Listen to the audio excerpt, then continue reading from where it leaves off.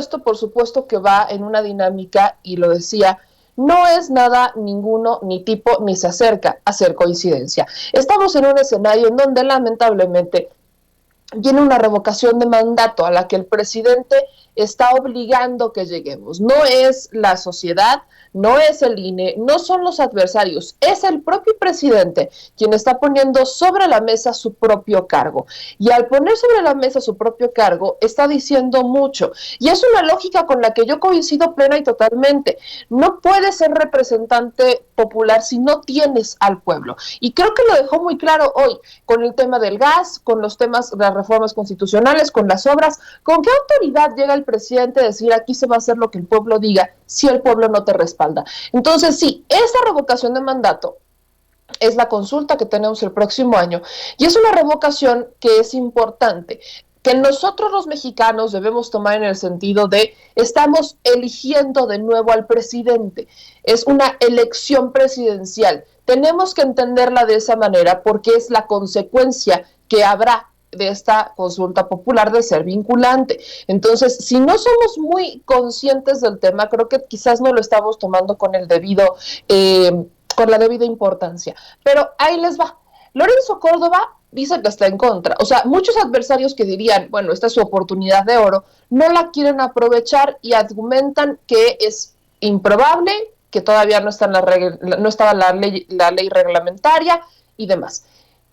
¿A quién tenemos que voltear a ver por todo el tema de las leyes reglamentarias, de las reformas y demás? A los diputados y a los senadores, particularmente diputados. Y aquí voy a hacer un paréntesis muy grande. Si la consulta popular salió mal en gran o menor medida, también tuvieron mucho que ver los diputados.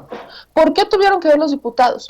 Porque se dieron a que la consulta popular no fuera el día 6 de junio. Se dieron a que no fuera el día de las elecciones.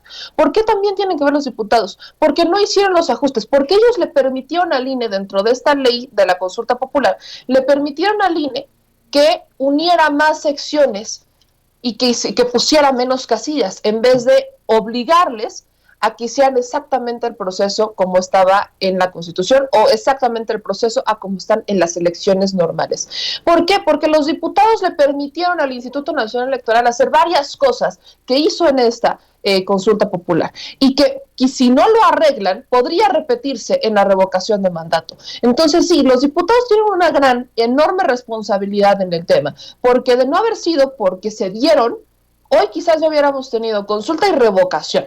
Ya habríamos salido de los dos y lo habríamos hecho el mismo 6 de junio. Pero no, lamentablemente tenemos políticos que lamentablemente están, creo que distraídos en otras cosas y que los van haciendo como incómodos abonos. ¿Qué lógica tiene aprobar una ley y no aprobar sus leyes complementarias, no aprobar sus reglamentos? No tiene ninguna lógica, pero así son nuestros diputados, porque como muchos no van a trabajar, y esto también es muy curioso, se quejan de los 500 millones que se gastan en la consulta, ¿y cuánto nos quejamos en los diputados para que un día sí vayan a trabajar y al otro se vayan a dormir? Creo que también tenemos que ser congruentes en que hay muchos legisladores que se van a dormir o que no están, que solo van a picar el botón cuando se les solicita la votación y que no hacen otra cosa más que estar en eventos públicos y jactarse de ser diputados, pero no están ejerciendo su chamba y ahí hay una falta de responsabilidad importante. Entonces, tomando todo este escenario en contra y tomándolo por supuesto en cuenta, creo que aquí tenemos que poner sobre la mesa el que viene una revocación. Y es una revocación que, insisto, el presidente quiere y que la revocación va porque va, pero yo digo, antes de que vaya, mejor hagamos una reformita que nos ayude a cambiar a los magistrados del tribunal, por ejemplo, y que nos ayude a poner un piso parejo. Este es el momento, es justamente, y lo voy a decir con toda claridad, es ahorita entre septiembre, entrando en septiembre, cuando tienen el tiempo para hacer reforma electoral y que aplique para las elecciones del siguiente año. Si no lo hacen en septiembre, ya valió, porque en octubre el Instituto Nacional Electoral inicia trabajos para las elecciones del siguiente año. Son elecciones estatales en algunos lugares. Entonces, si no empiezan a hacer esas reformas, no va a haber momento hasta el 2023 y sería igual en septiembre.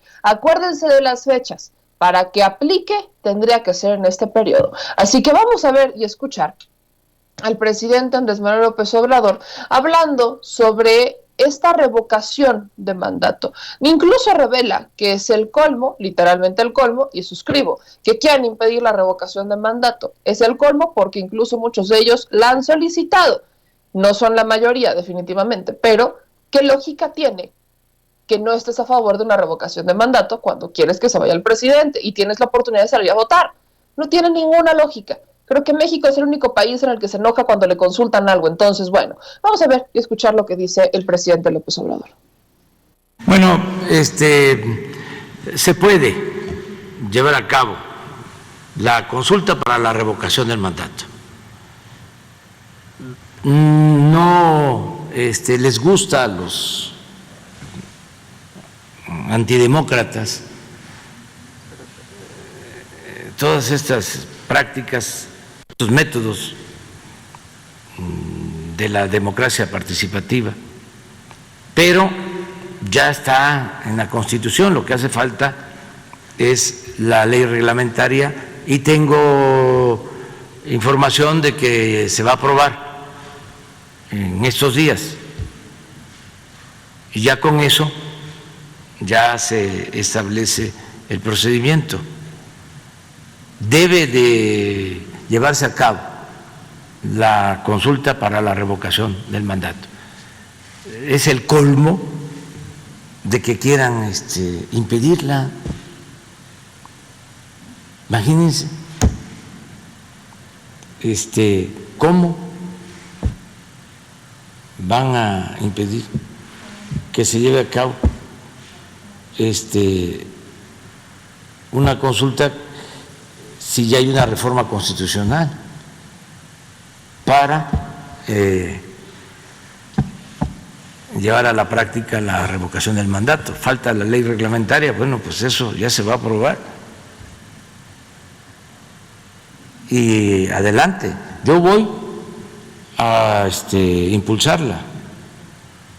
Y no es un asunto legal, es un asunto político y sobre todo es un asunto moral. ¿Cómo va a gobernar un presidente, un país, si no tiene respaldo de los ciudadanos? Imagínense cuánto nos hubiésemos evitado, cuánto daño se hubiese evitado, impedido, si esta práctica se hubiese aplicado antes.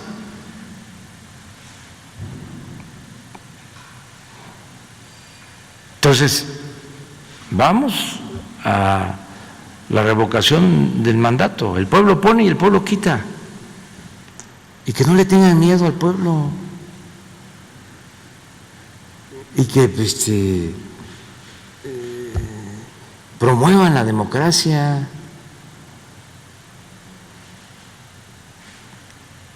Y vamos a llevar a cabo la consulta. Yo la voy a promover para que la gente lo decida. Y no es la primera vez. Yo fui jefe de gobierno en la Ciudad de México. Y en 2 ocasiones llevé a cabo una consulta telefónica para que la gente se expresara si quería que yo siguiera o que me fuera. 2 consultas. No es una cosa nueva, creo en eso, lo tengo propuesto desde el 2000, que fui candidato a jefe de gobierno. Lo tengo escrito en un libro en 2005 que se llama Proyecto de Nación, Nuevo Proyecto de Nación. O sea, casi 20 años, escrito en un libro. Es una propuesta que hice. el plebiscito, la consulta, el referéndum, la revocación del mandato. Creo en eso.